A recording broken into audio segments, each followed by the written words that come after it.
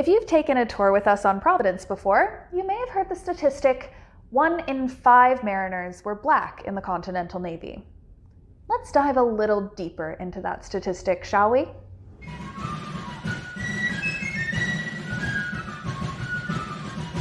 Hello, and welcome to another Tall Ship Tuesday. My name is Caroline, and we started February with a video on the Maritime Underground Railroad for Black History Month. We gave an overview of the Underground Railroad and its maritime routes, and introduced you to how and why it was such an important part of American history. If you haven't seen that video, you can go back and watch it by clicking the card in the corner of the screen, or going down below deck and clicking on the link there. This week, we are ending Black History Month with a video about what the waterfront really looked like during the 18th century here in America, and exploring who was really working on naval ships during this period of history. According to the Naval History and Heritage Command, there were more Black sailors than there were Black soldiers proportionally. Of course, the Army was much bigger than the Navy in the Revolutionary War, but by percentage, the Navy was more colorful. Additionally, there were Black sailors in state navies and that served as privateers. When it came to African Americans as privateers and navymen, they joined on these ships for a variety of reasons. In the Age of Sail, many Black men had sailing experience. Many had sailed before with the Royal Navy, state navies, or were merchantmen. Unfortunately, slavery made it more common as well that African Americans would be working on the waterfront. They would do everything from shipbuilding, carpentry, and even sailing vessels of various sizes, though this was considered piloting rather than captaining a ship due to their station. But by taking those skills and using them in the Revolutionary War, many enslaved people were able to work for their freedom in many cases.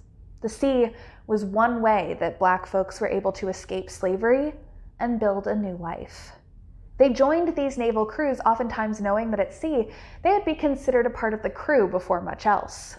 They did often have more menial tasks on the ship, but they had opportunities to work up to more important roles, and they would receive comparable pay for their rank and station compared to their white counterparts.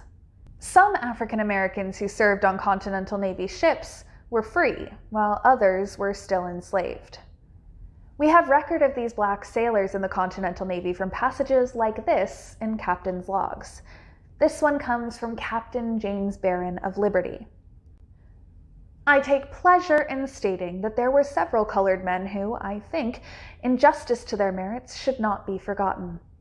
Harry, a slave belonging to Captain John Cooper, was distinguished for his zeal and daring. Cupid, a slave of Mr. William Ballard, stood forth on all occasions as the champion of liberty and discharged all his duties with a fidelity that made him a favorite of all the officers. Other Black sailors in the 18th century included Caesar Tarrant. He was a pilot for 4 years, and in 1789, Tarrant was freed due to his military service by the Virginian government. James Forten, a sailmaker and abolitionist, who you can learn more about by clicking the card in the top right of the screen, was one of the most famous Black sailors in the 18th century. Then there is Captain Mark Starlin, who fought in the Virginia Navy throughout the American Revolution. He most notably served on schooner Patriot.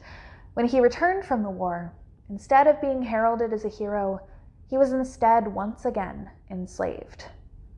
So much of Black maritime history is under-discussed, and we here at Providence will continue to spotlight these topics, and we hope after watching our introduction to these rich, complex stories, you'll go out and continue to learn. This is a starting point. Continue engaging with this part of history, and let us know if there are any topics you are interested in learning about below deck. Thank you all for joining the Tall Ship Providence Foundation on this Tall Ship Tuesday. If you liked this video, please hit the like button and consider subscribing to the channel.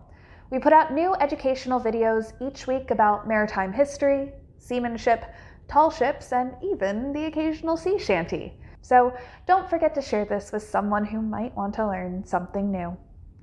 Until next time, we hope to see you again back on another Tall Ship Tuesday. Bye.